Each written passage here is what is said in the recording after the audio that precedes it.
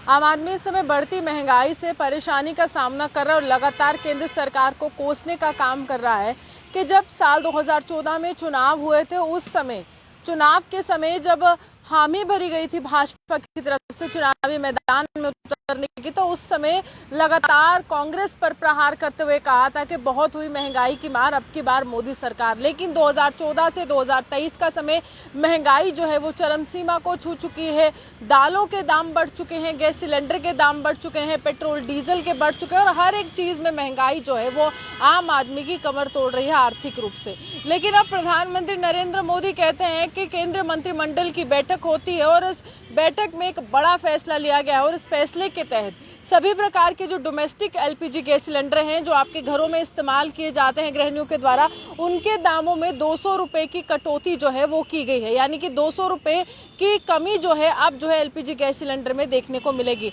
वहीं साथ ही साथ केंद्रीय मंत्री अनुराग ठाकुर सबको ये जानकारी देते हैं कि 75 लाख नए गैस कनेक्शन उज्ज्वला योजना के तहत जो है वो लोगों तक पहुंचाए जाएंगे और नई तरह से जो धुआं मुक्त रसोई जिसको कहते हैं उस एक व्यवस्था को लागू करने की कड़ी में प्रधानमंत्री नरेंद्र मोदी 2014 से लगातार तत्पर हैं। अब उस व्यवस्था को आगे बढ़ाने की कोशिश कर रहे हैं। वहीं लगातार ये कहा जा रहा है कि प्रधानमंत्री नरेंद्र मोदी ने रक्षाबंधन का ये एक तोहफा जो है तमाम अपनी बहनों को दिया है, तमाम गृहिणियों को दिया है और उन्होंने खुद भी ट्वीट कर यही कहा कि रक्षाबंधन के पर्व पर इस तरह से मैं आपको जानकारी दे रहा हूँ और ये कदम जो है आप सबको राहत देने वाला है और मैं चाहता हूँ मेरी जो बहनें हैं, जो गृहिणियां हैं, जो घर को संभालती हैं, घर के बजट को संभालती हैं, वो जो है खुश रहें और स्वस्थ रहें। लेकिन बड़ा सवाल ये है कि 200 रुपए की राहत देकर यहाँ पर कांग्रेस भी एक तरह से प्रश्न चिन्ह लगा रही है। कांग्रेस कहती है कि पहले यहाँ पर ईंधन पर 30 लाख करोड़ की मुनाफाखोरी जो है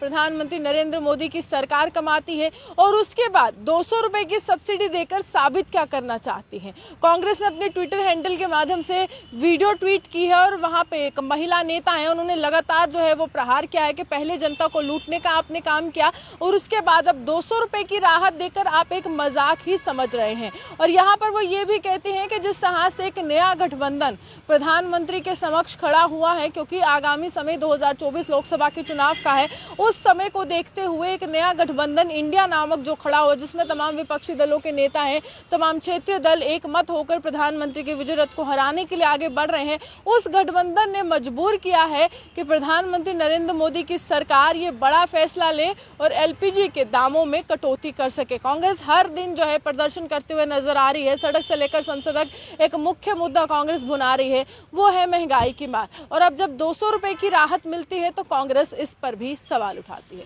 आप ये हमारे साथ बने देखते हुए सुजम सुहान।